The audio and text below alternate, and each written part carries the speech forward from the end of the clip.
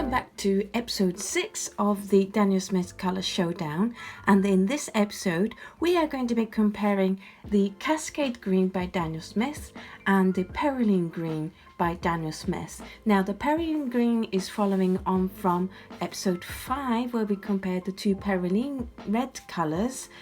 I'm pretty sure that these two colors are apples and oranges to many people because they do very different things, and I'm sure a lot of people enjoy having both of them on their palette. For me personally, again, because I have a pretty full palette already, I feel like I can afford a space for one more green, but I'm not quite sure if I would like the Cascade Green or the Perylene Green on my palette. So let's take a closer look at these two colors individually, and then we'll come back and compare the two next to each other.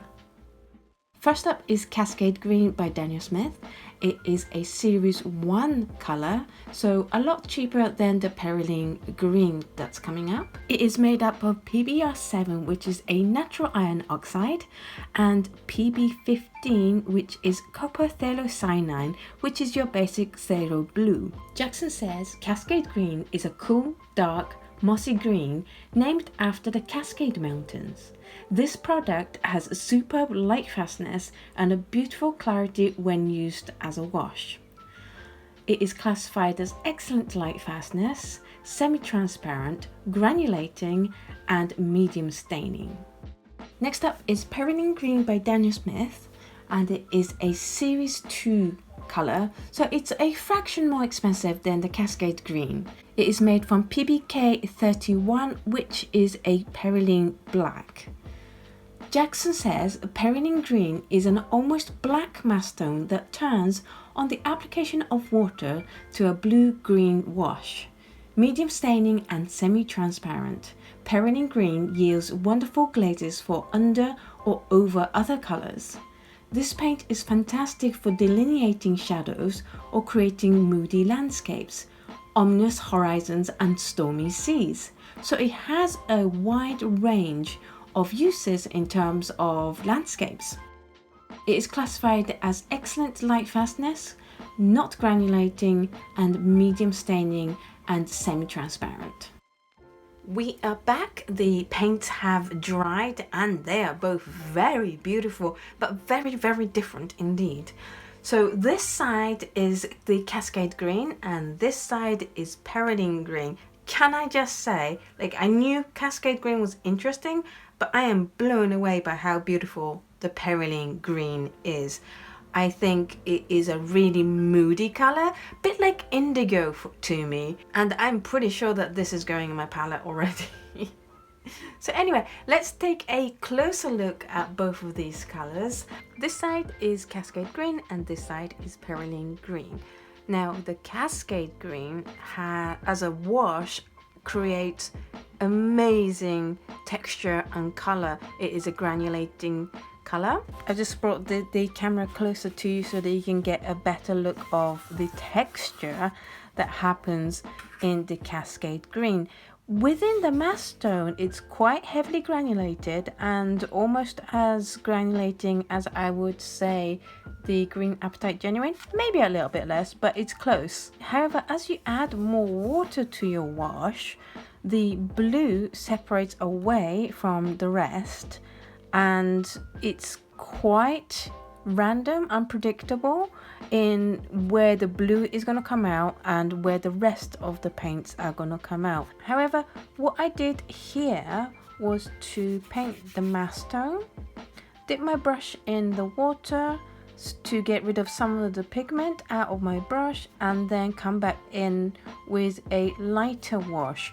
And as you can see, the border where the thicker the mass tone mix and the more watery washed down wash meets, you get the blue coming out the most. Another interesting thing is the texture that the Bockenfoot hot press paper creates with this paint is amazing. If you can see, there's all sorts of crackly kind of look, and Even though it's a hot press, you get all this color separation and what looks like granulation with the greener color happening. You don't see as much of that in the Bockingfoot Rough or the Arches or the Bockingfoot cold press paper, but this texture is absolutely beautiful. Going back to comparing the two colors together, as I said before, I think these two are the most apples and oranges pair of comparison that I have done for this series, and I can totally see people having both of these on their palette, and I am hard pushed to try and pick one or the other because they are both very, very beautiful and very unique in their own characteristics. The Perylene Green washes out in a beautiful smooth wash, but there's nothing surprising in the texture. It's one of those colors that you know what you're going to get with it. It's going to be nice and controllable and nothing random or unpredictable happening, unlike the Cascade Green. In terms of the opacity, I think the Cascade Green over here is a little bit opaque, so I would say it's semi-transparent to semi-opaque. I can definitely see some pigment over the black line, whereas the Perylene Green is quite clean. It's still quite black, so I would say Perylene Green is a little bit more transparent than the Cascade Green. In terms of lifting round here, I made a little bit of a mistake, and this bit was still a little bit damp, whereas this bit was dry. So you can see that when the Perylene Green is still a little bit damp and not dried completely, you can lift them quite well. However, once they're dry, they are quite hard to lift. Now, as for the Cascade Green, this was quite hard to lift as well. There's a lot of staining happening, and it's mainly the blue that stays in the paper, which is not surprising because the blue will be the phthalo blue. The iron oxide, on the other hand, was much easier to lift, and that's how we've ended up with a blue look to this stripe. In terms of glazing, when you glaze the Cascade Green, you get more of the granulation showing. However, it's not a very pretty kind of glazing to me. Cascade Green works best in this more washed down thing rather than the mass tone happening more and more.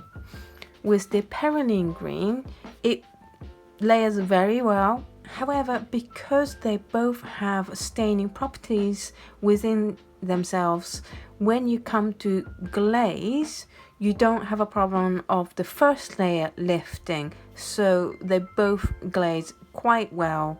It just, I'm not sure if you'd want to glaze the Cascade Green. Now, I moved the cards around again, but this is Cascade Green and this is a Perylene Green. In terms of the glazing, Cascade Green does this fantastic thing of having the really light blue in the background and this olivey sappy green color as the line happening, and it's very beautiful and it's very unique to Cascade Green. Now, with the Perylene Green, you don't get the lines that you get in the Cascade Green. However, it's still a very beautiful texture, particularly where I put a lot more paint down.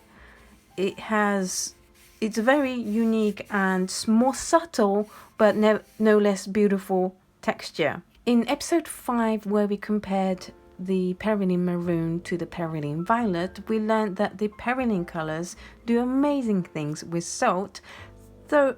So I thought we give it a go again here with the Perylene Green, and why not with the Cascade Green. And here you can see that the Perylene Green does its thing that we kind of saw with the Perylene Maroon and Violet. Cascade Green produces very unique texture, I would say. The salt seemed to pull in the greenness, so that would be the natural iron oxide that's been tinted green with the phthalo blue. So you get this effect where you can see the outline of the salt crystals that were there defined in this olivey sap green color, and it leaves behind the phthalo blue to produce these unique outlines. So basically, it works the same way as the Glazing, in that whatever you put on the color soaks up the iron oxide and the greenness and leaves the phthalo blue behind. It's really beautiful texture. Because Cascade Green does this thing where the blue comes out when you mix two different concentrations of the paint, I thought it would be fun to just drop some water into it and see what happens. I'm not hugely impressed with it. It's not a very pretty pattern or effect. And I also tried it with the Perylene Green. Yeah, it's okay. It's not.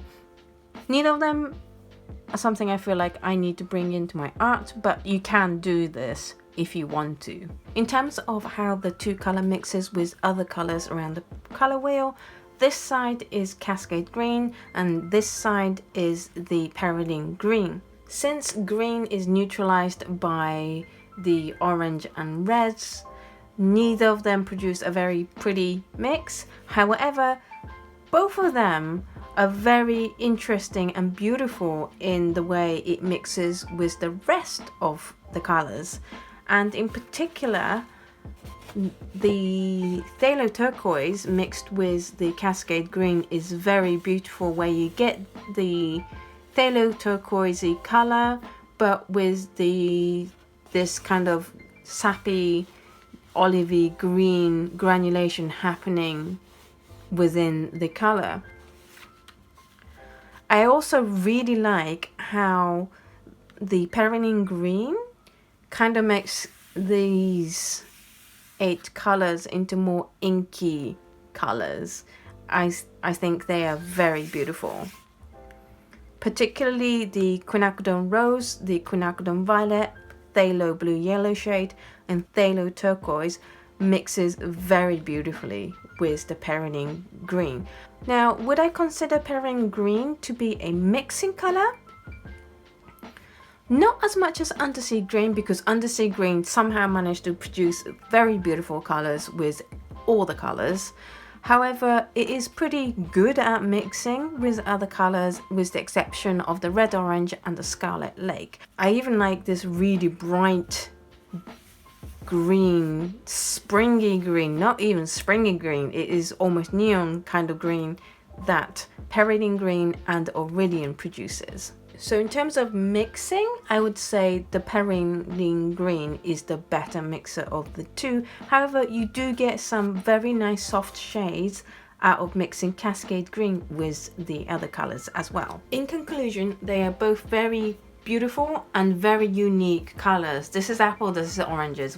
They're not really replacing each other. They both have very strong characteristics, especially the Cascade Green. For me personally, I think if I were to pick one over the other, I would pick the Perylene Green, because I can see a lot of moodiness coming from this color, and I also like how it mixes with the other colors and how it salts. I also, even though it's more subtle than the Cascade Green, really enjoy this texture. However, I would keep my Cascade Green on hand, since I have them, for when I need a very specific effect of either this crazy bright Glazing or this very subtle yet very beautiful washes. I personally would use Cascade Green more in this range of watered down colors rather than its mass tone. With this test, I've decided to keep the Perylene Green as a possible color to go on my palette, whereas the Cascade Green is going to go on the back burner, but very useful to know that if I need this specific characteristics, then I have this on hand. Which one would you pick? Would you go for Cascade Green or Perylene Green, or both, or neither? Let us know in the comments down below what your choice is and why you would pick that one. If you have any questions about either of these colors, please ask away in the comments down below. If this video was interesting and useful to you, then please hit the thumbs up button because that really helps the channel. And if you haven't subscribed to this channel already, then please hit the subscribe button about here and the notification bell icon right next to it, and then you won't miss out on the next episode of the Daniel Smith Color Showdown. Thank you so much for watching this video, and I will see you in the next one.